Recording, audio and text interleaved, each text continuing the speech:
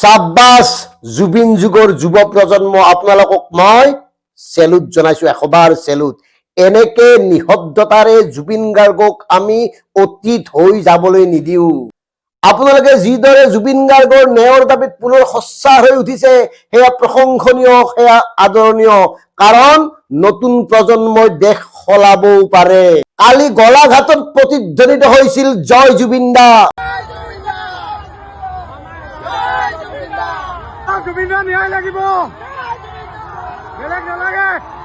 আজি সেই একেই প্ৰতিধ্বনি অনুৰণিত হল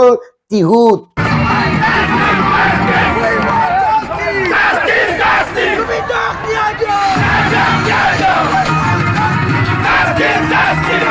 মুখ্যমন্ত্ৰীৰ জন আশীৰ্বাদ যাত্ৰাৰ সমান্তৰালভাৱে ওলাই আহিল জুবিন অনুৰাগী জুবিন গাৰ্গৰ ন্যায় বিচাৰি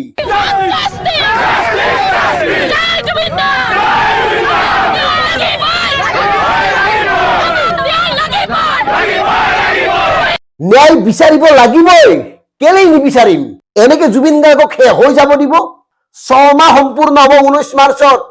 অথচ এতিয়ালৈকে জুবিনক কোনে কিয় হত্যা কৰিলে এটা কথা গম নাপালে অসমবাসীয়ে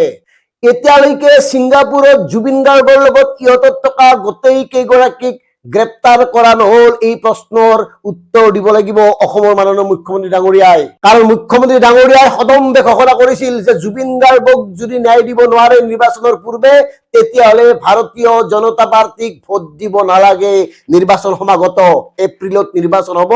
অথচ জুবিন গাৰ্গৰ ন্যায়ৰ নামত নতুয়ে নাই এতিয়ালৈকে কিয় ফাষ্ট ট্ৰেক আদালত এতিয়ালৈকে গঠন কৰা নাই বিভিন্ন জনৰ দাবীৰ পিছত ফাষ্ট ট্ৰেক আদালত গঠনৰ বাবে 5 মাহ সময় ল'লে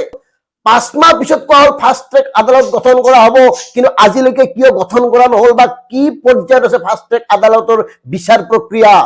এই কথাবোৰ অসমৰ সাধাৰণ জনতাক জনাব লাগিব জানিব লাগিব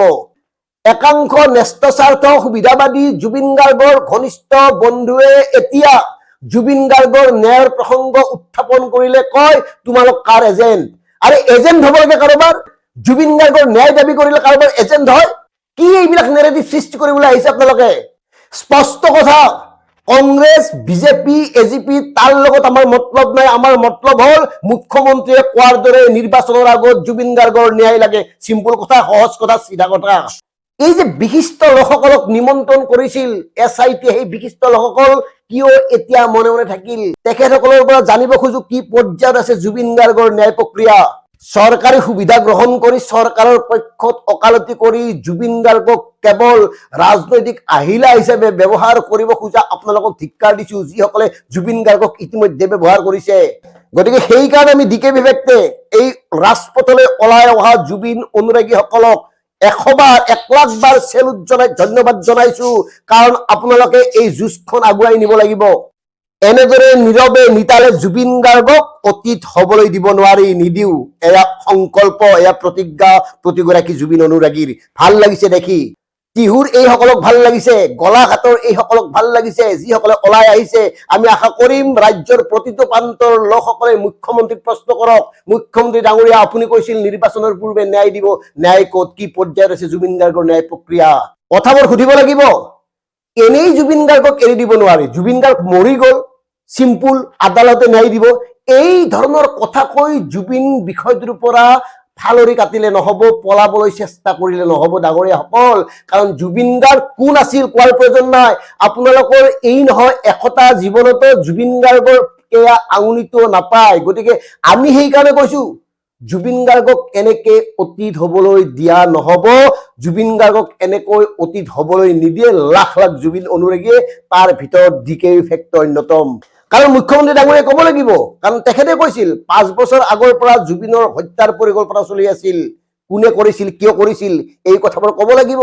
এই কথাবোৰ নকোৱাকৈ থাকিব নোৱাৰিব কাৰণ জুবিন গাৰ্গ জাতিৰ হিয়াৰ আমঠু জুবিন গাৰ্গে যি দি গ'ল সেয়া জাতিৰ গৌৰৱ সেয়া জাতিৰ দলিল সেয়া জাতিৰ ইতিহাস সেয়া জাতিৰ স্বাভিমান গতিকে জাতীয় হত্যা সৃষ্টি কৰি যোৱা জুবিন গাৰ্গক অথলে যাবলৈ দিয়া নহব জুবিন গাৰ্গৰ হত্যাৰ লগত জড়িত প্ৰতিগৰাকী কালপিতেই দৃষ্টান্তমূলক শাস্তি পাব লাগিব একদম চিধা কথা কাৰণ আমি এতিয়াও বিচাৰো ইয়াতত থকা প্ৰতিগৰাকী লোকক গ্ৰেপ্তাৰ কৰি সোধপোছ কৰক। কেৱল এই 5জনক কিয় 11জন কি হল? কিয় সেই ব্ৰাইট ফিউচাৰ কেইজনক আটক কৰি সোধপোছ কৰা নাই সুধিব লাগিব। কাৰণ একেখন ইয়ততে আছিল আৰু সেই ইয়ততে মৃত্যুক আকোৱালি লৈছিল জুবিন গাৰ্গে। জুবিন গাৰ্গ জাতিৰ সম্পদ এনেই এৰি দিয়া নহব। গতিকে জুবিন অনুৰাগী ভাই বন্ধুসকল, জুবিন যুগৰ যুৱ প্ৰজন্ম ওলাওক, জাগক, এই চিঞৰটো আকৌ শক্তিশালী কৰিব লাগিব জুবিন গাৰ্গৰ ন্যায়ৰ পক্ষত।